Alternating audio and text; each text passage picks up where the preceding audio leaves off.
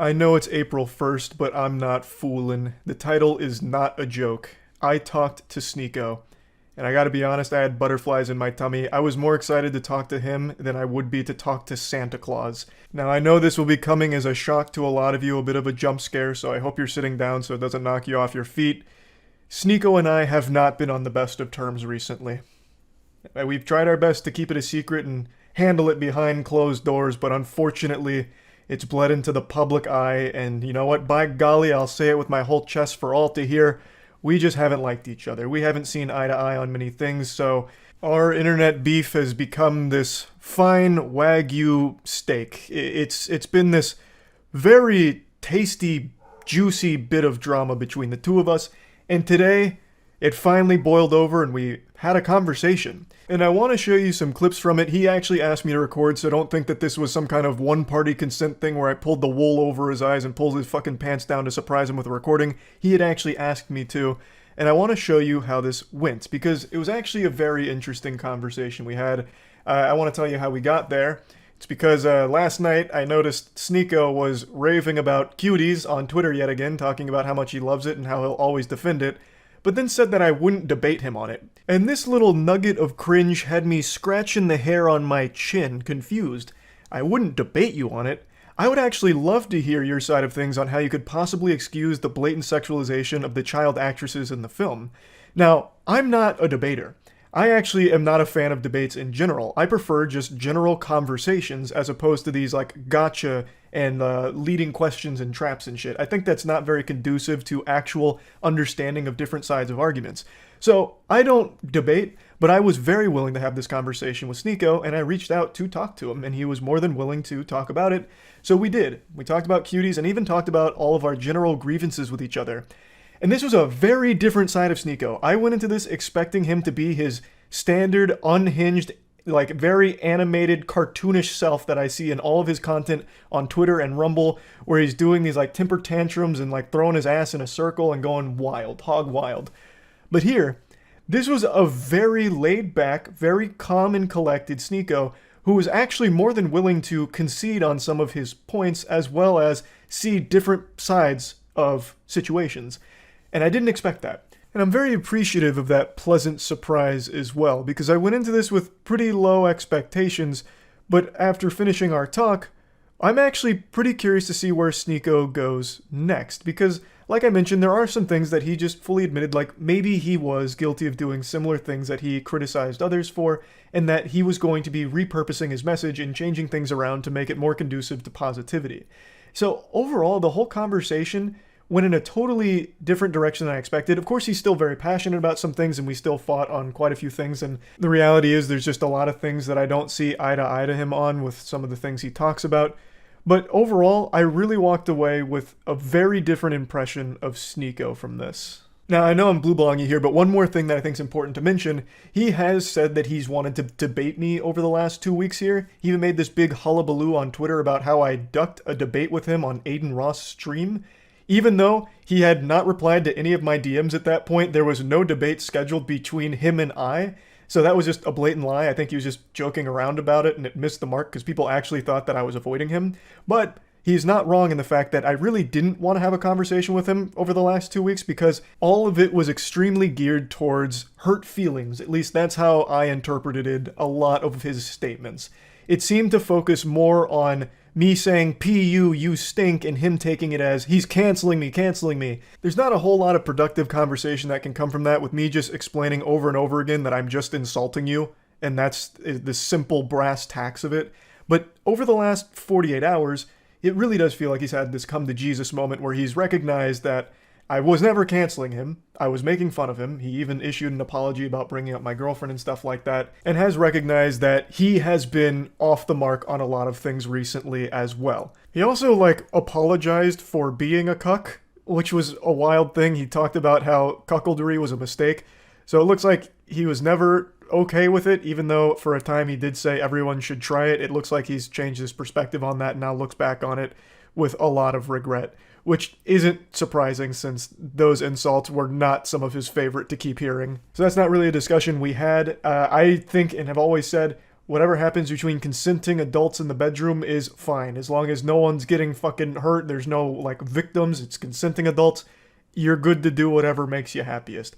The reason I always talked about the cuckoldry is one, because fucking hilarious that a lot of his beliefs now go very much against his past of being open to watching his girl get fucked in front of him by multiple men on a couple occasions. And two, it was illustrating a bit of ridiculousness with him being the moral authority on healthy relationships when he himself was in a very confusing one that he wasn't proud of, yet still preaching that people should do it anyway. That was the whole point behind it. I wasn't trying to kink shame like a lot of people started accusing me of. If you want to be a cuckold, then be a proud one and be okay with it and comfortable in your own skin about it. So, it has seemed like he's been more receptive to real talk, and that's what we had. So let me go ahead and show you now. The first thing we talked about was Cuties. This discussion with you about Cuties since I dropped that video back in 2020. How time flies, man. Well, better late than never. So, have you seen the movie? Yeah, so you mentioned you saw my video, so you know I didn't finish the movie. I physically couldn't. I found it just to be completely repulsive. Haven't you seen a lot of other movies that have repulsed you before? I watch horror movies. I watch movies that are provocative quite a bit. Yeah, but this is something I feel isn't being recognized. There's a difference between being repulsed by fiction, which is like horror movies, that's not real, and being repulsed because there's real children doing sexual things. You can't fake that. The actresses were 11 to 13 years old. They were twerking. There was some very gross scenes in there, and like the cameras would zoom in on their chest and their ass and their crotch. Like, that's a very different kind of repulsed. That's what we agree on. I don't agree that those scenes are good. I don't agree with the sexualization of children. I defend the movie because I defend the morality of the movie. And I think that most people that were disgusted have seen those clips or didn't watch the whole movie like you. So that movie was taken out of context quite a bit. People don't really see the moral of the movie, which is defending Islamic values and also pointing out the very real problem that young girls have going on social media and doing these dances. I agree that it's disgusting. I agree that those scenes are repulsive, but I think you could be repulsed by TikTok and pretty much what young girls are doing on social media every single day as well. I think that people outraged at that film should also be outraged at everything that girls are doing now on Instagram, TikTok, and all these apps. Well, see, but here's the thing. So let's break it down to the very bare essentials. Can children consent? Can children consent? No, they can't. We agree. So then why do you think it's excusable to exploit them after having them sign up for this film? If you admit they can't consent, how can they possibly give the okay to be shaking their ass and having a camera all up in their shit while they're doing sexual things, like that scene where she takes a picture of her vagina, the scene where they're doing literal, like, toying around with cam sites, like, that's very different. Like, no one is disputing the message, right? It's I agree with the intention of the movie. I don't think that those scenes are good. That's what we completely agree on. But I think that was an important movie to point out how many people get sucked into this world. I think that was needed. That movie was needed to be made. And I also don't think that movie encouraged pedophiles to go and cite and look at these girls. I think that they're more likely to go on TikTok and find girls that they're attracted to. I don't think that this really attracted people to these girls. Well, it's not like I'm here arguing that this movie created pedophiles, right? But what it did is it delivered a film that they would watch for totally different reasons than the message. Again, the message isn't something that I or pretty much anyone has an issue with. The message is, like you mentioned, the social media poisoning them, making them do the sexual things, which is a problem. But this movie contributes to it since it still used real children to sexualize them to showcase it. That's the issue. You didn't need it to be children. I don't think it contributes to it because when you see girls doing this on TikTok, they don't know. I don't see girls doing it on TikTok, though, is the thing, right? The only people that would are going to be the pedophiles. They would go and search that out. This movie was advertised on Netflix. No, that's not true. Every time, I don't have TikTok on my phone, but once in a while before I was banned, I would go on there, and the first 3 videos would be the same thing that you see on Cuties. And that's why I uninstalled the app. That's why I refuse to have it on my phone, because it's directing you to those to those images. Which is a problem. I'm not disagreeing that's a problem. But that doesn't make this film... We agree, but we just disagree that I think the movie was important to point out a flaw. Personally, I never empathized with girls being directed to that site before I saw that movie. That really made me understand what it's like to be a girl and grow up in that age. I think we're getting... Yes, we agree that it is disgusting, but you are excusing it because you believe it highlights a very real issue, which it does, but it contributes to that issue by using children. They didn't have to use kids. You recognize that, right? They could have used... They didn't have to use kids. But I also look at the director and I look at the moral of the movie, and I don't think that it was anything unsafe, and I don't think that the director had any bad intentions making it. So maybe it shouldn't have been as sexualized, but I defend the morality of the movie, and I also defend the effect that it had on me. When I watched that made me have a new perspective. But do you see why that's kind of... Jesus, sorry, that was my cat. Do you see why that's kind of concerning to hear, though? Because in the time that I watched that film, there were unreal amounts of sexual scenes. In fact, the majority of the movie was them doing like the dance routines where they're smacking each other's ass, zoomed in on them shaking their ass in the camera. There's that scene where a security guard's like, "What are you girls doing here?" And they're like, "We're dancers." He's like, "Prove it." So they start twerking for him, and he's like, "Oh, great, get in here." Like, that is a problem, no matter how you spin it. Again, the message is fine. There was never anything wrong with the message, and maybe the intention of the director was... How would you tell the director to convey the message in a different way? You would just not use children. You could deliver the same message and you don't use children. The problem is I don't think it would be effective. I don't think it would be as effective. It's so unfortunate that it's misinterpreted, but you couldn't be able to have that effect and show how provocative and how dangerous it is without using kids. Yeah, of course, the shots probably did not need to be that bad, but when I watched that, I was absolutely disgusted. And like I said, it changed my perspective. And what I'm surprised about is that you are against wokeness, because everything that your content is about, it doesn't seem like you've ever directed any energy towards how dangerous wokeness can be, which is exactly what that movie's about. It's saying how important Islamic values are in the face of wokeness. It's about a Western African family, Islamic. They go to France, a completely woke country that's now being burned alive, and women are running around topless. Wokeness has consumed France, and it's pointing out a proper solution to this problem, which is embracing Islamic values. Who was the director of the film? Do you know? Her name is Maminu Doucouré. Maminu Doucouré, I think that's her name. She's a Western African woman, and she moved to France. So I imagine that she had a very similar experience, and she was trying to portray what it was like growing up.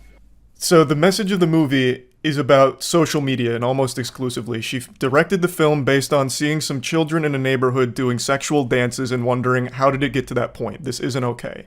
So the movie was supposed to be about how does a child get to that point, and it's about how social media is poisoning them, and they're constantly comparing themselves. They're seeing these things, so they're putting on makeup and they're doing sexual shit, and they never really understand why or the consequences of it.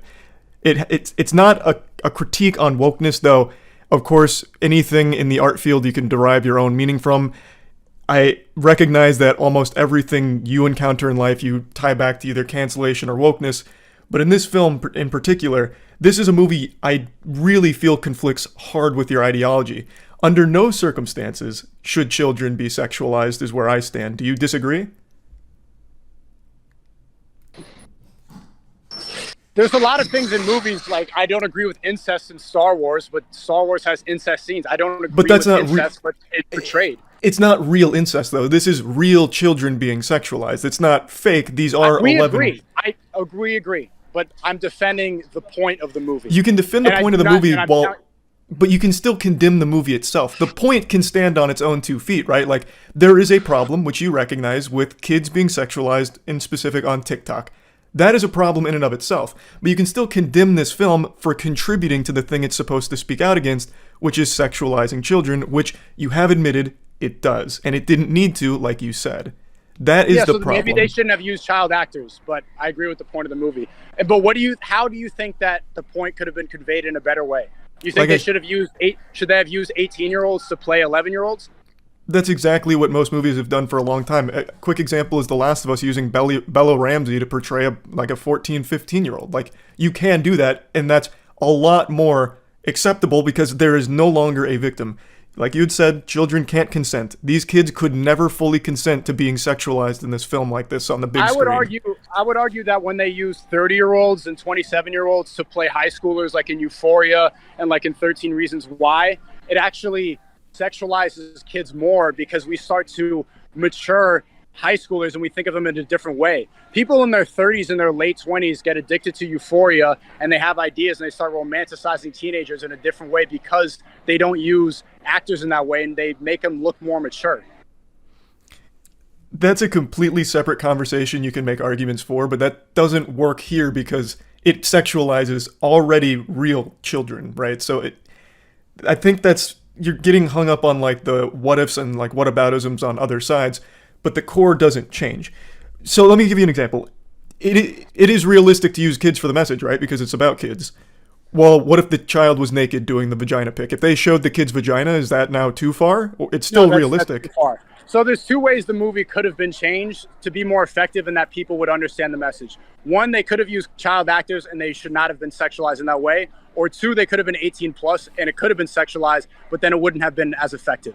One of the two should have changed. I agree. Okay. So then do you think there's like levels to sexualization of kids that is acceptable and then unacceptable?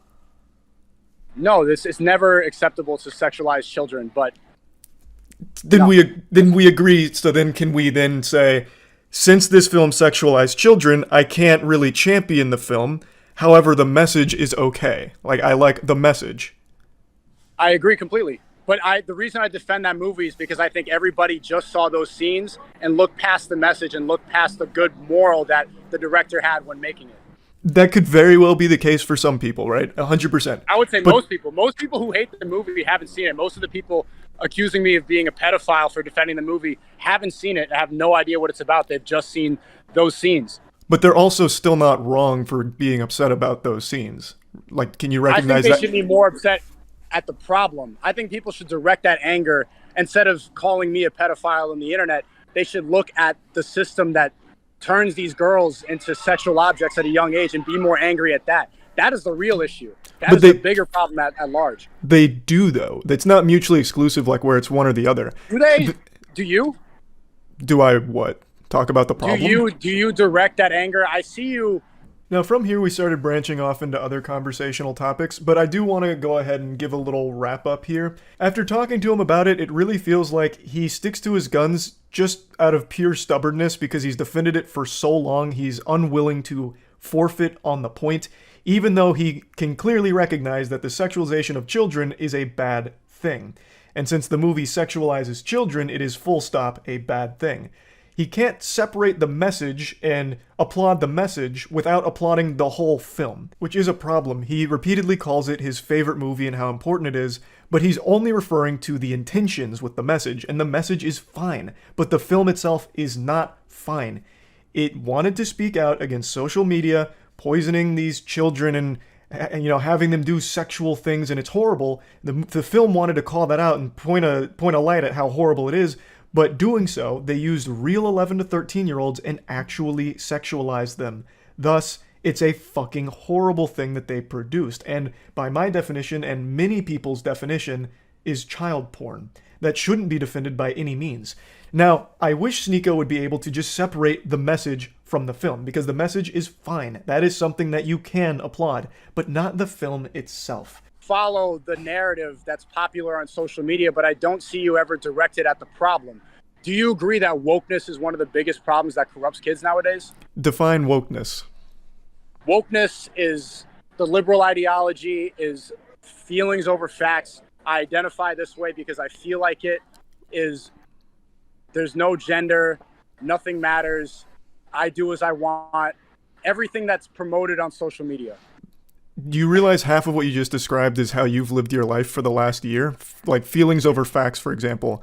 You champion bullying. You think bullying needs to come back. I have never canceled you. Can you recognize that? I've actually always spoke out against deplatforming, if you've ever noticed. I spoke out against it. No, but you were also disingenuous. When I called out the soy boy collage, you were like, these people just hurt my feelings. Most of those people actively advocated for my cancellation. Nick is not green is the only person. True. That's not true. Ethan Klein celebrated and clapped when I was banned and said, good, finally this misogynist is banned. What happens on the internet, I understand. It's good to have back and forth. Bullying is good because it makes you have to develop your character in a different way. That's not why I was upset. I was upset because a lot of these people were secretly happy or secretly hoping that I was going to get banned because they disagree with my ideology. But then why am I on that list when I've only ever spoke out against deplatforming? That seems like I'm there because I hurt your feelings. You didn't hurt my feelings. I thought it was funny because you do look like the rest of them.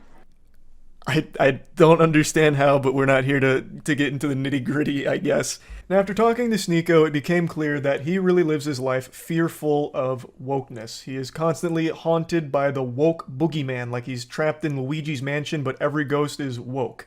It's one of those things where every topic we started talking about always tied back to either cancellation or wokeness, which I think is pretty sad to be in that state of, I guess, unease, where he's always feeling as though woke is breathing down his neck. It's haunting his dreams like Freddy Krueger. But I'm going to get into that just a little bit more in a second. I do want to mention that collage where he's claiming it's not people that hurt his feelings, it's people that like advocated for his cancellation and shit, which again, I never did. I have only ever made fun of him and insulted him. Or made fun of one of his friends that he felt the need to pick up the the White Knight's armor to defend the honor of. So I, under no circumstances, fit any of his definitions there, except for he thinks I look like the rest of the people there, which I have still not to this day seen a single living, breathing human being that has said there is similarity between anyone on that collage. Fucking 30 people on that collage, and there is no similarity amongst any of them. All types of different backgrounds, faces, hair, everything, beliefs. It's not even fucking close. I don't know what he's seeing there. Maybe he's like face blind, so he sees everyone as like a default RuneScape character on Tutorial Island. I don't know. But anyway, back to the woke topic. I wanted him to define woke, and he gave me his definition of woke. To his credit, that was more than I would have expected, because last time I saw someone try to define woke, it was a fucking disaster. But he clearly does have at least some belief on what wokeness is and what it means to him. Now, he asked me if I think that's the biggest problem facing the youth today. And I didn't really get to get a clear answer in there because he kept switching kind of rapidly. My answer is no.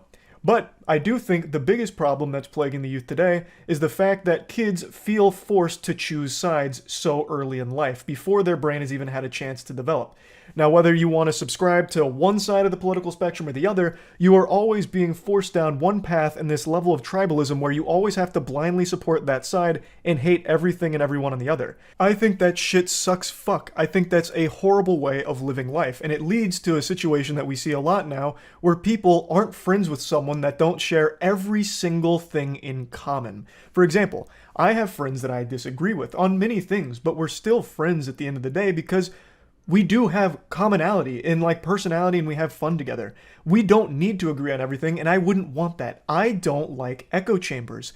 And regardless of if you're on the woke side or the anti-woke side, you put yourself in an echo chamber no matter what. And both sides eat you alive if you so much as critique something about that side. It seems like it's constantly discouraged to think for yourself. You have to be fed your thoughts, whether that's being fed the thoughts that Sneako hates or being fed the thoughts that Sneako champions. It's always being fed your own idea, their ideas, and then you try and adopt them as your own, and any kind of deviation from that is frowned upon in the communities. And in fact, if you decide you don't want to go down either of those paths and you try and like take information from both sides and form your own perspective, you get insulted for being a centrist. What is the meme? Enlightened centrist? There is no winning. The only winning move is not to play.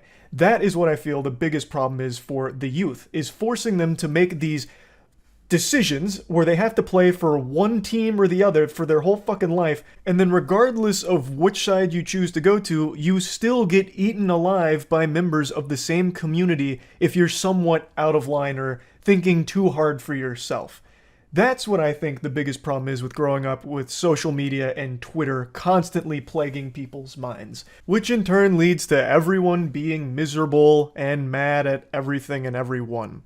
And I also think it lends itself to making everyone more isolated and lonely, because then they lock themselves online, constantly fighting battles for their ideology on Twitter with fucking random bot accounts and actual nonsense every hour of every day. So that would be my answer to what is actually plaguing the youth. Similar. Overall, and you can see it with the Fresh and Fit video that you still haven't corrected, where you called Fresh a virgin. A lot of it, and you see people that hate me, they're like, oh, this alpha male, this alpha male, this alpha male Sneako. And I've never once called myself that. I don't think I'm an alpha male. I advocate towards things that are conservative. I advocate towards Islamic values. That doesn't mean that I think I am an alpha male. I've never called you an alpha male. You're talking to someone. Though. You've called my friends that. You've called Fresh and Fit that, and you haven't. They call them. You are really hung up on fighting for the honor of Fresh and Fit. What I did was exactly what you preach. I made fun of him. Calling him a virgin is a joke. Do I think he's actually a virgin? Probably not. And it's not even a good joke. Like, that's the laziest joke of all time. Which is why it wasn't like the crux of it. I just made it as a throwaway statement in the middle of a rant about his ridiculous story. This is something that clearly weighs heavy on the mind of Sneako, where I insulted his friend, and my God, he has not let that go. This has become like his Vietnam, because it really seems to have taken a big toll on his psyche. He believes I owe a retraction and apology for making fun of him and calling out his story. And he says that I was wrong about all of it, even though, I'll play the clip in a moment, further into our conversation, he also admits he doesn't know if he actually fucked the 3 women that he claimed he did. Nobody knows. The story itself is outrageous. What they proved is he had DMs, like a conversation with the NBA player, but that doesn't corroborate the whole story. There is no apology or retraction necessary. It is still such a fucking crazy story he told that probably wouldn't even happen in the most obscure Brazzers porno ever. Because you don't correct your mistakes. You were wrong about Fresh and Fit. You were wrong about Andrew Tate. And you were wrong about the movie Cuties. Okay. Well, I'm glad you tied it back to Cuties, but before we get back to that, how am I feel like I'm one of the very few people on the internet who corrects himself. Whenever I make a mistake, I do go and make a clarification. For example, I got something wrong with a content creator holding a stand-up competition that was absolute dog shit, and then someone came there and made fun of him, and I didn't know the full context. Once I got the full context, I went back and made a follow-up video to explain it in more depth with more clarity. I always do that. With Fresh and Fit, you're really hung up on this idea that he fucked 3 women that night after meeting an NBA player at a bar, and they exchanged Instagram information, and it turns out they were Eskimo bros with the same girl's pussy. Like, it's an outrageous story. Now, whether or not it's true, you haven't proved it either. Were you there watching him fuck? Were you cheering him on? He verified it. He showed the DMs with the basketball player. They did the whole podcast verifying the story. The DMs. You didn't correct it. Okay, so you didn't correct that. They did verify the story. You didn't correct it. Did they have the basketball player? Did they have the basketball player and the 3 girls he fucked come on and be like, oh my God, he absolutely plowed the shit out of me. It was the best sex of my life. Did he have... That would never happen, but he did show the DMs with the basketball player verifying the story and that he did go to the party. Whether or not you want to believe he was with 3 women, I wasn't there either. I guess we're never going to know. But exactly. He did get the DMs from the basketball player. To add on to this, if there's even small elements of that story that are somewhat true, I guarantee the whole thing is still embellished, because the story he told is a work of fucking Tumblr fan fiction. It is not exactly how it played out under no universe, especially not for him. He is an extremely sensitive guy. He would probably have started crying after the first round of sex instead of going right to the next girl. Like, it is just not something that happened, and even if there is some elements of truth to the story, the whole thing is probably still not 100% accurate, and even still, the whole core of the video is the same. I was making fun of the guy. That would still stay entirely intact. Now, I'm getting carried away with Fresh and Fit here. The conversational topic here was about not correcting things that I've got wrong. And I've actually prided myself on being willing to accept when I'm wrong. I think that's one of the most important qualities a person can have, and something that is very unfortunately absent from most people in the current day and age, where everyone has this complete reluctance and this like, ooh, yuckiness, I can't be wrong, I have to be perfect all the time attitude. I am more than willing to embrace and accept when I get things wrong, which is why I've made so many videos saying, I was wrong about this, got this wrong, this one was off, and adding more clarity to situations that I've covered when more information came out, or if something turned out to be fraudulent. I have done that for years, and I always have. In the case of Fresh and Fit, there is nothing to fucking correct.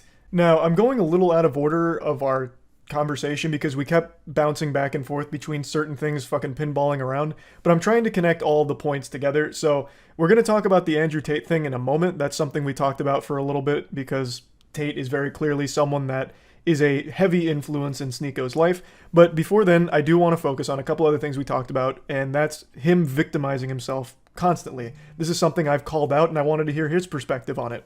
A lot of the things you critique the woke for are ones that you actively partake in. Victimization, that's a big thing with the woke, right? Constantly playing the victim. Do you recognize how often you play the victim in terms of like, I'm being canceled, everyone's against me, you go on your Discord to talk more about it, even this morning talking and naming and shaming people that you think have slighted you as like a cancellation? You do the exact same things. Like, you are also an SJW. That's not victimizing. That's actively pointing out that literally every streamer, the entire internet, all of YouTube reacted to your video. I drop a response where I even apologize for going out of character and getting emotional. And then people...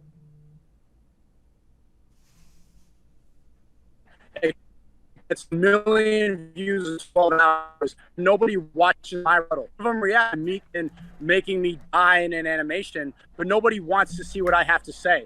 I've become a caricature on YouTube rather than somebody who has something to say. I've become a meme because I am banned. That's not victimizing. That's actively pointing out how strong censorship is and how people on mainstream platforms can run with the narrative when you're not there. The way you just justified it is a way many other people that you call playing the victim would also be able to justify things. The point is, when you are constantly whining and talking about how you're being attacked, it is still being victimized. I tried to point a mirror at him to point out that a lot of the things he criticizes others for is things that he actively does himself, and the one I focused on was victimization, because the way he justifies, playing the victim is justification people have used in the past that he calls out. So I was just trying to illustrate that it's not only hypocritical, but also just kind of silly that he, with all of his beliefs, still plays the victim and whines so much on Twitter. But that point wasn't really landing. We just kept kind of going in a circle about that one, so I don't want to focus on it too much here. It's disingenuous, and now we're having the debate, but you would rather DM and go and make this about drama. Oh, let me go and react and do more drama content rather than have a conversation. But I never did that. I'm glad you're doing it now. But you have to remember that I didn't start any of this. You reacted to me telling jokes about your friend and then had your audience tell me, and that went on for like 2 weeks. And so eventually I explained why I don't like you. And then when I did that, that was the only time I planned on talking about you. You went on stream with your gun to threaten me, and you kept it up for 3 months, adding me... I didn't do that to threaten you. That was a joke about clips. You actually think I was threatening you. Whether or not you were victimized, you're gonna think, okay, you're gonna say victimized, and you're gonna say I'm actively trying to threaten you by saying a clips joke on a stream. I don't think you were actually coming after my life. It doesn't change the fact that for 3 months you continued to carry it on. I wasn't reacting to you. I wasn't even talking about you. This was a quick point that I think he did see my side on. He likes to make the claim that I was farming him for views and AdSense money, which couldn't be further from the truth. I never wanted to talk about Sneako. I never had plans of doing it. He kept poking and prodding me until I did. And then, once I did, he wasn't happy that I was so mean in my response that for 3 months he did carry on this very one-sided beef until, once again, I decided to spit and play in the pig pen, and I made a tweet firing back at him after months of not even mentioning him, and then made a follow-up video. But it was never part of my agenda to do that. And I think after explaining it to him, he did see that he was really the instigator. And I am glad that he did have that, realization after our conversation, that he was willing to accept that. I think that is healthy, that he was open to seeing that, okay, maybe I was wrong and his intention wasn't drama AdSense farming. What do you think that I've said that I don't believe in? So we'll use our beef, for example. You think I'm weak for not taking you up on a boxing fight. But on the same side of that coin, you won't take Brandon Buckingham up on that boxing fight. The whole point was I don't stand by my beliefs because I won't fight you for it. Well, with that perspective, why wouldn't you fight Brandon Buckingham when you feel so strongly about your beliefs and he says the same things I do? Wouldn't you want to prove that you stand... The first fight that I want to take would be against somebody, one, who has more clout than me, two, I disagree with ideologically. I don't disagree with him ideologically at all. But he says the same things I say about you. This person has been obsessed for a long time. He's suing me for emotional distress. Personally, I don't care about this person, and there's no benefit for me take my first fight with this person. So then if your I fought beliefs. somebody, I challenged. So then The reason I was banned on Twitter for challenging Hasanabi to a fight. One, because a lot of people want to see that. He's well known. He disagrees with me completely. There's a lot of tension for that fight. If I fought you, you have said a lot of things that are very negative about me. There's beef in the air. And you talk a lot about me, so things that you probably wouldn't say to my face. It would be an entertaining fight. But that's not the point. The whole point is you think I am weak, and you keep harping on this for not taking you up on the fight. But you won't take someone up on a fight that's saying the exact same things I am. So it seems like the beliefs, you don't stand by that strongly if you're not confident you can make a spectacle. Charlie, we both know you wouldn't accept the fight. Right, I've made that very clear. We both know. Even when I challenge you, we both know. It's to point out that a lot of people talk a lot of talk online, and they never have to face the consequences because they stay in their room gaming all day. That was to point it out. Men are tired of seeing this back and forth internet drama. They want to see people go and settle it. I've never said a word about this person that you're bringing up. I haven't said a word about him since last summer. I won't say his name publicly again. I'm being sued for emotional distress. I'm leaving that alone. I have no problem with this person. We have gone back and forth. We're going back and forth on Twitter. People want to see it. People are tired of these keyboard warriors going back and forth. That was to point out the fact that men should not feel so comfortable talking a lot of talk on Twitter that they would never say in person. You made claims of Brandon Buckingham being like a rapist and shit. Wouldn't that be something that you'd want to fight about at that point? Like that was not a claim that I made. I can't remember the specifics of it, but you did toss out the word rapist when talking about Brandon Buckingham. I don't remember the context it was used in, but you did mention it, right? So why is all of a sudden that now beneath you? Like, you don't have any problems with him now after he's willing to fight. The point is, you're talking about, you say these things and you don't have consequences. Well, what about you? You said these things. He's trying to give you those consequences that you think are so important, and you won't take him up on it. There is a clear hypocrisy. Right, that was a different example. The guy was a previous fan. It's a giant misunderstanding. There's a lawsuit involved, so I can't talk about this too much, but that is not what I accused him of. I do not think he is that word. I never said that about him, and that's a lie. He wants to do it because there's an obsession going on, but that's irrelevant. Well, it's all tying back into the point I'm making, where the things that you preach against, you yourself embody. I'm not trying to use this as a gotcha moment, but I do think it's important to illustrate here that Sneako is still denying this claim, even though there's tons and tons of video evidence where he does say that Brandon Buckingham was threatening to rape someone. He says it multiple times, and that's what the lawsuit was about, but it doesn't prevent Sneako from fighting Brandon Buckingham if he was, open to it for defending the beliefs and stuff, which is the point I was trying to make. I'm gonna R-word your girlfriend. Literally said that. And he said, I'm gonna R-word your girlfriend, bro. This dude said he is going to R-word my girlfriend. Bro, nothing warrants saying I'm gonna R-word your girlfriend. Saying you're gonna R-word my girlfriend? You said that? Yes. Word for word. I'm going to R-word your girlfriend. Okay, talking shit by threatening R-word. Claiming that someone said they're going to rape someone is insinuating they are a rapist for making the threat. So this is just a point that I think he was way off the mark on, because he did make these accusations against Brandon Buckingham. Your energy, $50 on a course from vetted millionaires, or watching a gaming streamer for 6 hours every night? Well, he didn't use the course to get rich. He's getting rich from the course, the same way that the course that you're selling is not like your main way that you made money. You are making money from that course now, as opposed to what the course is teaching. But again, this is getting completely sidetracked.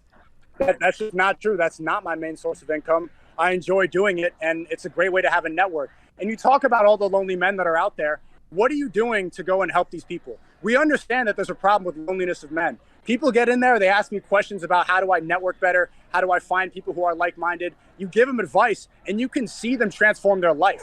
I'm curious as to what you think is a better alternative, because you stream gaming for 6 hours. Is that a better solution to men who are lonely watching you play video games, or giving advice to men who don't know how to find a community of like-minded people who don't know how to make money online and want to live a lifestyle where, look, I'm in Japan. You're still in the same room that I've seen you in since high school. I can go places. I choose not to.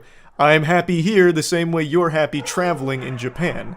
Like, these are non-arguments that you're making. It's the same argument I've never seen why you outside of your room. And I don't know how many years I've seen you on YouTube. I've never seen you out of your room. I've seen you with dildos in your room, throwing it at each other and your friends. I've never seen you travel. I've never seen you network with other people. I've never seen you show your audience what's possible if they make money as well. I've seen you play video games since like 2016. In one of the clips you showed of me, I am outside at Gasparilla with my girlfriend. What are you talking about? We got into a little bit more of a heated argument about this point. I do still take great issue with gurus charging for courses, much like Sneako does with the Creativity Kit, and it's something he actually pitched a lot during our conversation, so it seems something that he strongly believes in. I don't know if that's because of the monetary gain he experiences from it, or if he truly believes it is something that's changing lives, but he did pitch it multiple times because I pointed out that I don't like that kind of shit. It feels exploitative to people that are desperate and looking for anything, whether it's a sense of community or a sense of here's how to get successful like me, when really the success is built upon the people that pay for it, not what you're preaching. At least the majority of the time that's the case. And then he made the false claim about, you don't showcase what's possible because you stay in your room a lot, which I do stay in my room a lot, but there is so much content on my channel where I'm outside of my room. It's baffling that he'd even try and make that claim with a straight face. And even in the number one thing he showed for me, which is the picture of me and my girlfriend, we are literally outside at a party. So I don't understand why he keeps making that claim that I don't leave my room or I'm only in the house. But it is something that I fought him on, and he did clearly see he was incorrect on. So another thing he was willing to concede. But still maintaining that courses like $50 a month isn't a lot of money, especially for the value he believes people get out of it. And maybe I can only speak for everything I've ever seen, but I've never read or met someone who is successful because they bought a online guru's course. I only ever see or hear about the people who've lost so much more money than they ever had to spend because they're chasing this fucking hopium that's being peddled their way with these courses and guides. Now again, Sneakos might not be that. I haven't read it, I'm not 100% sure, but the vast majority of these guru courses are completely worthless scams. You're talking about things that are agreeable, and this is what I've said about Andrew Tate.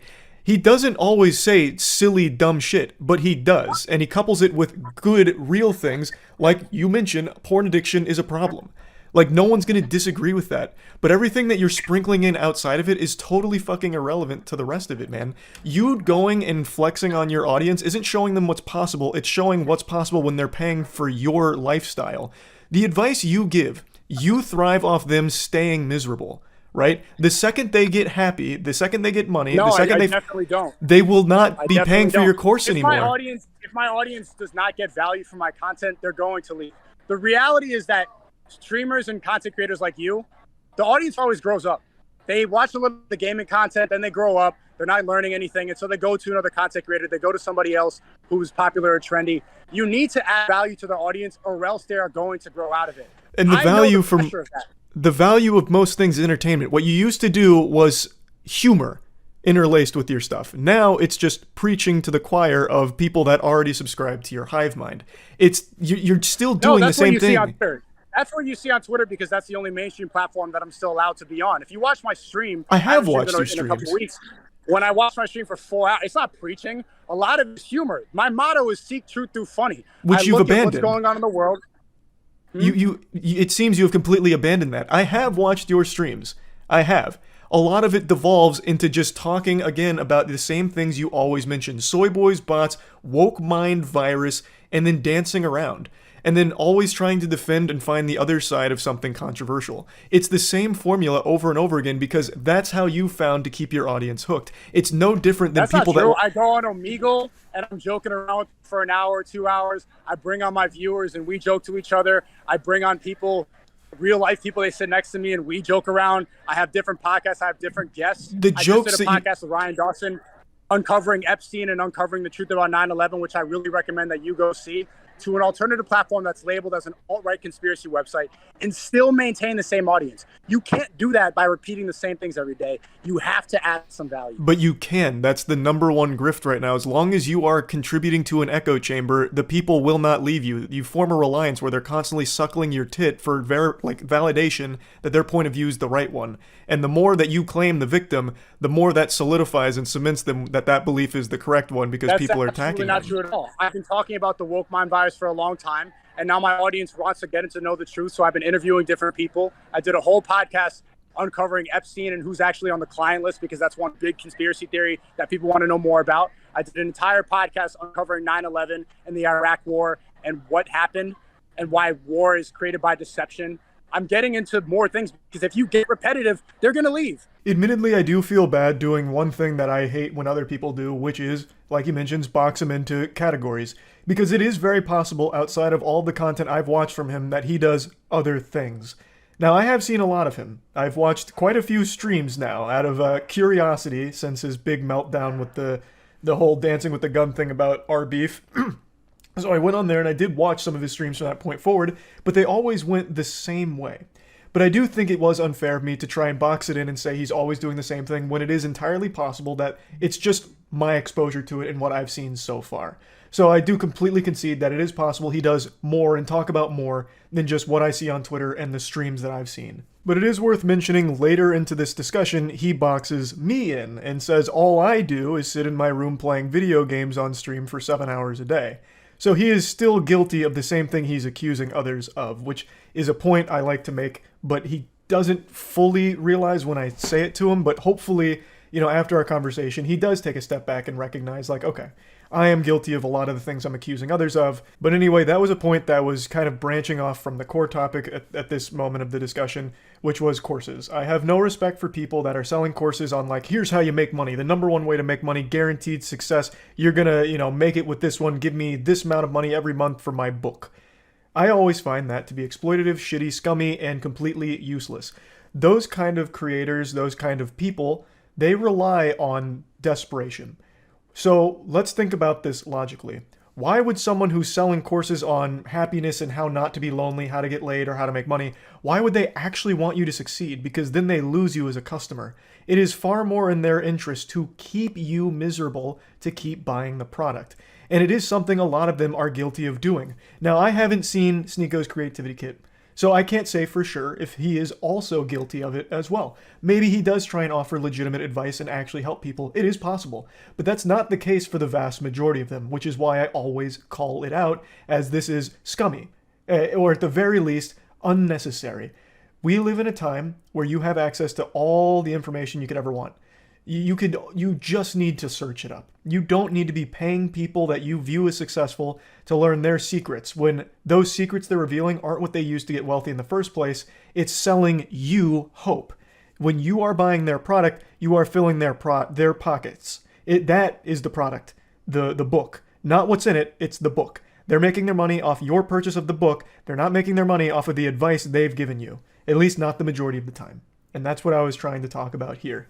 What are your beliefs? What are they? I don't know them. Can you tell me what you believe in? Yeah, I feel like I've made my beliefs very clear. I am very firmly on the side of there are certain things, and it's going to be different for everyone, that make people happy. And main thing I want is for people to be happy. I don't like that men are alone, which is why a lot of the advice I give is telling them to get out of their comfort zone and start with something like the gym. The gym is a very social environment. It's an environment where everyone's working towards similar goals. You immediately surround yourself with like-minded people, and maybe you make a connection at the gym. Maybe you can find a friend there, but even if you don't, you are out of your comfort zone in an environment where people are working for a similar goal. And that already changes your mindset as a person. You've given yourself a goal, you are acting on it, and now you're surrounded by people that are also in a similar boat. I think most importantly is I want people to be happy, and a lot of times they can't find that. So I don't think there's anything wrong with escapism, like watching someone play a game or even playing games yourself. Watching a sport, playing a sport yourself is also great. I play pickup basketball every Thursday. Getting out, talking, outside of a comfort zone, instead of sitting online making 20,000 tweets on the Sneako Twitter, I think is not productive. Replying to Sneako's Twitter, replying to my Twitter, none of it I think is productive. I've had Twitter since 2012. I've made 2,600 tweets, and half of those are just shit posts or a retweet. I think all of that, locking yourself inside as a recluse, living in this completely toxic landscape like Twitter, is the most detrimental thing for a person, and that extends to TikTok as well. I think TikTok has absolutely ruined people's brains in terms of what they can even stomach as an attention span. Having to have like Subway Surfer underneath a video of someone talking because you can't focus long enough, I think it's all a problem. So the things I talk about are usually geared towards either entertaining people for 8 minutes a day or whatever, or during a stream if they're already home from work and just need to unwind. I think all of that is fine. But I do always try and give some level of advice. My background, I don't know if you know, I'm a human science graduate with a concentration in exercise physiology. I believe very firmly in the mind-body connection in terms of strength building and muscle building. It's going to change your whole brain chemistry, and it will help improve the way you're looking at the world. So that's one of the big things I talk about, is even if you're 100% comfortable with your body, there is no reason not to at least try to make these kind of differences and change your perspective on things. Like, it doesn't even have to be a body issue. It helps your mind overall. I am always against people paying for advice from so-called gurus and professionals because you don't need it. The beauty of the internet is it is an unlimited repository of all of the human knowledge, just this compendium of every piece of information for every subject you could want. And you can access it for free. Under no circumstances do I ever advocate for someone paying up to $50 a month for advice they can freely find right now, even if it doesn't come with a built-in... Gamers always have the argument, but then they never talk about how college is a waste of time and that people go into $50,000 to $100,000 in debt from people who aren't vetted millionaires. If you could pay $50 and talk to a vetted millionaire who has made money online in a way that they don't teach in school, $50 is a steal. People get really upset about this because you're paying somebody directly and you know who you're spending the money on. You don't get upset about college because you don't know the principal, you don't know the headmaster, you don't know the donors. They're nameless people behind a university. So the point of the network is collection of information concentrated in one place, and also the network of people that you can find. Right here, I'm in Japan traveling with somebody that I met from the Creativity Kit. That is something that is invaluable and that you will only find by paying $50, which is not a huge price. That is a big price, but also, do you see what just happened there? $50 is a huge price. That's the same price as your merch that you're using to advertise on this drama. Would you rather your audience pay $50 for a t-shirt from a gamer, or they meet somebody that they can go start a business with? That the merch isn't $50 for a t-shirt, but regardless, what I want you to recognize is what happened there. I was talking... Okay. It's still not, but with what just happened there is I was talking about something and you went into PR speak and salesman mode to talk about your course, and you attributed something to me that I actually talk against. I actually have spoken many times about why college just isn't right for everybody. It's not. It simply isn't. I think college provides an invaluable social experience where for the first time in your life you're on your own, so you learn how to fend for yourself, you learn how to interact with roommates, strangers, so you get social skills, but college is not going to be a great fit for everyone, especially when it comes to certain academia positions, especially like in some art fields.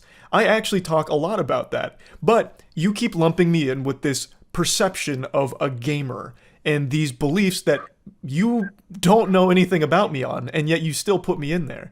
Then you should probably make them more clear. I've been personally watching your videos for years, and I had no idea about any of this. So, I've seen you gaming. I've seen you react to drama content. I didn't know that was your method to make people happy, which I think is a narrow way of answering that question about what you believe in and what your belief system is. I was still but that's going. Fine. But I'm glad that you said that, and I think that you should reiterate that more in your video to add more value to your audience. So you said you've watched for a long time. These aren't secrets. I made a video 6 years ago. I just double checked. I uploaded a video 6 years ago called "You're Getting Fucked by College Textbooks." The entire video is about how college textbooks in particular are a massive scam and a very predatory system that universities are using. I do talk about these things. You are just not seeing them and then still putting words in my mouth. My beliefs, I think, are very clear to the people that watch. They're not a secret. They're not hidden. I make them very obvious. It was after this brief discussion here that the entire landscape of our conversation changed, and it became very clear Sneako never knew anything about me to begin with. He keeps calling me a gamer. Gamer, using the hard G on me. Gamer. And I think that might be because that's the only content he ever watched. But I really don't think I've ever made a secret what my beliefs are. I talk about them on stream. I talk about them in videos. I've never been fearful of it. And yet Sneako either pretends he never saw them, or maybe he just legitimately never saw them. But after explaining to him, he really seemed to change his whole tone about me as a person. I'm not a psychiatrist here or an expert in the field, but if I had to wager a guess, I think Sneako put an image of me in his head and attributed a whole ton of characteristics to that scarecrow that he put in there that just isn't actually me in reality. And that's who he attacks so vehemently. Whereas I do know a lot about Sneako, because there is a big difference between us in terms of our belief. It's all the fuck he talks about. It's the only thing that ever leaves his mouth is always preaching about something or trying to make a big statement about their beliefs or their politics, whereas that's not me. The main thing I focus on is just entertainment. My videos are made purely for fun. It's just because I thought it'd be entertaining, it's a silly topic, it's something fun, and that's it. There's never really anything too much deeper, unless it's a topic I'm covering that I'm passionate about, or I have something more I want to add on to it about my own personal beliefs, then I do. I'm never afraid to. But it's not all I talk about, whereas for Sneako and a lot of people in his circle, their main content is talking about what they believe, whereas my main thing is just making entertaining shit. So maybe that's a core misunderstanding here, because he clearly didn't really know much about me. Whereas I do know a lot about him, since he is so open with everything. He wears his fucking heart on his sleeve. And I just disagree with a lot of it. But a big difference is, I don't hate people that I disagree with on things. In fact, there is nobody in the world, not even my best friends, that I agree with on every issue, every time, and see eye to eye on everything. I don't like that anyway. I wouldn't want to have someone I agree with on everything. I think it's important to have different perspectives and different opinions. It's how you grow and it's how you learn as well. So I don't get mad when people disagree with me or have different things that I don't agree with. That doesn't piss me off. But for Sneako, it clearly has, and he really didn't even know anything about me to begin with here until after our conversation. Now, I know I'm cutting up our conversation quite a bit here, but I'm just trying to focus on like the big chunk topics that we tackled. One of them that we did touch on quite a bit and got pretty passionate about is gaming. And like Sneako firmly believes that people that are gaming or watching sports are wasting their time. Completely valueless. Entertainment like that has no value whatsoever.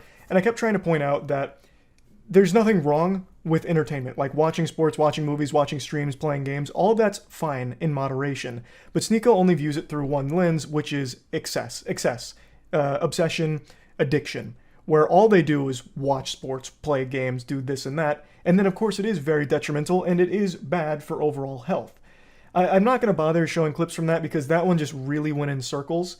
I think there's just a fundamental disagreement there, where Sneako believes anything that's entertainment driven is just not worth it, and time could always be spent better doing anything else. But then he puts his content on a pedestal that's an exception to his rule, where no, this content that I make is the one that's valuable. Everything else is worthless. This is the value. This, 4 hours, 5 hours of Rumble streaming and, whatever's going on over there, that's a good use of time, and all the other streams like gaming and all that's terrible. So that got really muddy and messy, and there wasn't really any way we met somewhere and like had a perspective that made sense to each other, because his stream is just as much guilty of being a waste of time by his definition as my stream playing a game. It's still a form of entertainment and escapism, no matter how you spin it. I don't see how your message is somehow bolstered by spamming slurs, for example, like during that stream with the gun. I couldn't listen to you because you kept saying slurs. How is that necessarily helping make people happy or positive in any way, shape, or form? What does that do to contribute to your overall goal? Because it's not humor either, so it's not seeking truth through funny. It's literally just spamming slurs because you were mad at me.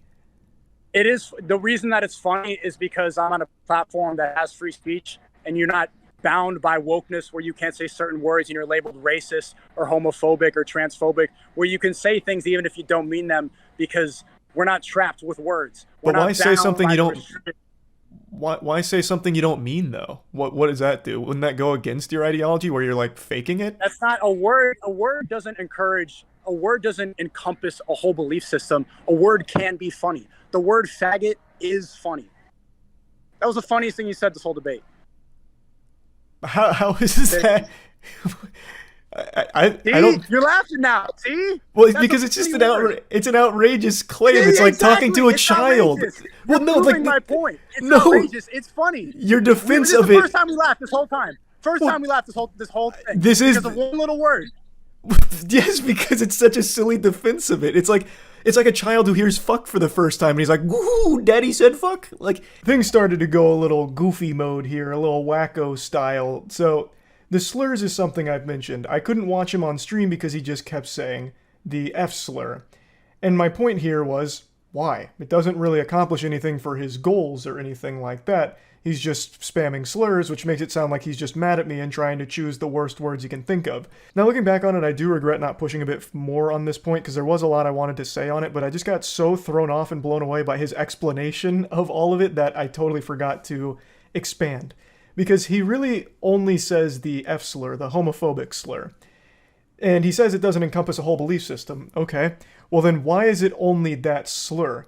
I don't think I've ever heard him start spamming the N-word, hard R, or anything like that. And he's very open about how much he appreciates the Islamic faith. I've never heard him use any slurs against Muslims or anything like that.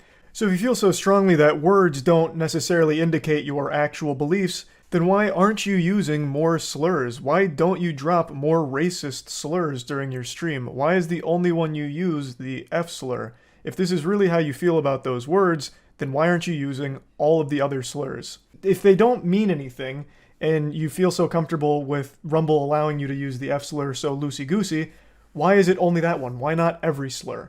I'm just curious if there's like a tier list of slurs for you. I would have liked to ask more on that, but I guess I'll do it now in post. Which it seems like you can recognize. Do you believe that Andrew and Tristan Tate are innocent? That I don't know. They could be, and I've said that from the start. You don't have a belief on that? Well, because I don't have the evidence. They've been charged twice with the human trafficking, but none of the evidence is public. You didn't look at all the victims and their allegations and how everything was exposed on WhatsApp, how they plan to make a Netflix movie out of this. All of that was online. I think. But then, if you cover current events, this is something you jump onto the pizza box, but you don't take the time to go and look at all the evidence that was debunked. That's not true, though, because why do you spend the narrative laughing at somebody falsely in prison, but you can't go and just look at a couple screenshots and see that as garbage? You're laughing at the pizza box putting 2 people in jail because of what you saw on Twitter. When I say the word faggot or I say a slur, it's just a funny word to say. There's no consequences for that. Nobody goes to jail falsely. I have looked at the evidence from both sides. I always do. I don't just go to these tribes and just assume everything on my side is right and everything on that side is wrong. I take information from all angles in order to find where I personally sit on this perspective, on this situation. So, for the Tate brothers, being charged twice with human trafficking, while there is some shady shit from the victims, there is still real merit to some of the things that people were talking about, such as something you talked about as well. The taking of the passports from some of the women and getting there under the guise that they would be able to date them. Those are very odd, very peculiar things. So it's not like it's just, all of that's wrong and we have to disregard all of it because this is here. There is, on both sides here, evidence that makes it a very complicated case, which is why it's gone on for so long, right? It's not one where I know the answer. They could be innocent, they could be guilty. I do think it's weird they've now been charged twice. There is some very odd things there because that's not exactly a light thing to come after someone for. And there is things that you have talked about. It's wrong that people can go to jail for 4 months without any evidence or charges? And even outside of the Tates, I have said that in this country, where you can go to jail on suspicion of things without ever being charged. It's a problem. Yes, it is a problem. Okay. I didn't see that video. I saw the video laughing about the pizza box putting him in jail. Did you make a video about that? Yes, and I talked. Well, it's in that video where I say I don't know if he's guilty. I don't like if there's real victims here. Like I would never celebrate someone being a human trafficker because there's victims. I wouldn't celebrate him being a human trafficker. That means there are real victims there. Even though I disagree with like his Hustlers University and a lot of the dumb shit he says, I wouldn't want him to be a human trafficker. That means there are real victims being in terrible situations. I did say that, and I don't know if he's guilty. I don't know if he's innocent. Nobody does right now, except for them and whatever's going on in Romania. The joking about a pizza box is things I make about anything that has craziness around it, like the Gwyneth Paltrow trial. There's so much silliness there that I talk about, but at the end of the day, I don't know who's innocent or guilty. I'm joking about the goofiness of things that have come up, right? All right, I gotta get going. Now, he mentioned Andrew Tate, and this is another thing. Andrew Tate is very clearly an important figure in Sneako's life. And I made 2 videos covering Andrew Tate. One of them joking about Hustlers University and just a lot of the silly things that he's done, and the other when he got arrested. So, let's talk about that. I have always maintained that Andrew Tate is a very entertaining clown most of the time, but much like a lot of personalities online, especially ones that sell courses, he has to sprinkle in very agreeable things with some of his rants. So he has good things that he actually will say, especially in terms of like men and their loneliness, and how working out is extremely beneficial to helping with mentality and just general overall mood and well-being. So he does say agreeable things that I've always said he has done a decent job of with those certain topics. But on the whole, most of the things he says are just outrageous nonsense about like how he doesn't watch Star Wars and that's why he gets pussy and has expensive cars, or why books are stupid. Like, there's a lot of silliness there, and Hustlers University, I have always maintained, is completely exploitative of desperate men. So yes, I have made jokes about Andrew Tate. I am not their biggest fan. Now, when I did cover the arrest, I did mention the pizza box theory. At the time, that was reported by multiple outlets as a very real possibility that led to his arrest. So at the time I did report on it, I did say it seems, talking about like this being the speculation as to why they finally pursued him now. But yes, I do understand that that was heavily disputed after the fact, a couple days later. But I did talk about it and joke about the pizza box thing, which made Sneako in particular very upset, thinking that I was laughing at 2 men falsely imprisoned. Which I've never laughed about. I've laughed about the idea of Andrew Tate and Tristan Tate being thrown in jail because of pizza boxes. I have also laughed and made jokes about some of the tweets that Andrew has made while in jail, such as talking about practicing his dragon karate fist that would break through every known metal on Earth to fucking shatter tungsten or whatever. And yeah, I've joked about the tweet where he's talking about like ghosts that he's killed, making himself sound like the goddamn paranormal firing squad out there, keeping the halls of the prison safe from ghouls and spirits. And while I made jokes at the idea of a pizza box leading to prison time, it wasn't the actual core idea of 2 innocent men potentially being in jail that gave me a big hearty belly laugh or anything like that. It was the outrageous circumstances surrounding it. I don't know if they're guilty. As I said in the video, I don't know if they are. I do find it weird that they've been charged with the same thing twice with multiple raids now, but at the end of the day, if they're innocent, I don't want to see them in jail. The reasoning for keeping them in jail was like a potential flight risk, like leaving the country, so I guess that was the explanation for it. But I have talked in the past about being imprisoned with no charges as being something I don't fucking agree with, which isn't a controversial take. So all of these things that Sneako attributed to me were things that I didn't actually believe or, in my opinion, do. Talking about the pizza box thing the day that it happened wasn't outlandish. It wasn't until a couple days later where that was more debunked and heavily scrutinized. But even then, I still talked about it more of like a silly idea if this was the case. And the jokes I made about Andrew Tate were mainly about the response to Andrew Tate going to jail, like some of the unhinged tweets about how, well, if it's true, human trafficking's not really that big of a deal anyway, so it's still bullshit. It's not that big of a charge, which is still a crazy thing to say. The whole thing was never really about whether or not he truly was guilty or innocent, because I don't know. I still don't know. Nobody still knows because it's still an ongoing investigation. So we did talk about that. He did see where I was coming from, and I was appreciative that he was willing to hear my explanation for where I stand on all of that. And I do think that we came to understand each other's perspective on it. Getting towards the end of our conversation, we started talking once again about one of the things that I really tried to drive home and hope to have some kind of breakthrough on the way that he perceives jokes and insults, like in trying to find what his line was. Because he calls a lot of things hit pieces, like when Willie Mack makes a video breaking down like a lot of Sneako's most baffling moments or like really big L's, Willie Mack will point them out and make jokes about it. That's not cancellation to me, but to Sneako it is. And I kept trying to get to the bottom of that, and we did have more discussion on it, but I don't think we ever really reached a ground where I like agreed with him on his definition of like what canceling is versus what joking is. So like Meat Canyon, he mentions he had no problem with it, he had a good sense of humor about it and found them to be enjoyable. Like that's great. But then why doesn't that same thing extend to someone who also still makes jokes about it like Willie Mack did? When I really just feel like it's the same thing. There is deplatforming, advocating for deplatforming, and then there's just insulting someone. And I haven't seen a ton of people advocating for Sneako to be deplatformed, aside from a couple of very rare instances of that. The rest I see as people just dunking on him, the same way that he dunks on people he doesn't like. So we did just keep going in circles around that for like another 20 minutes, so I don't really think there's any reason to show too much of that.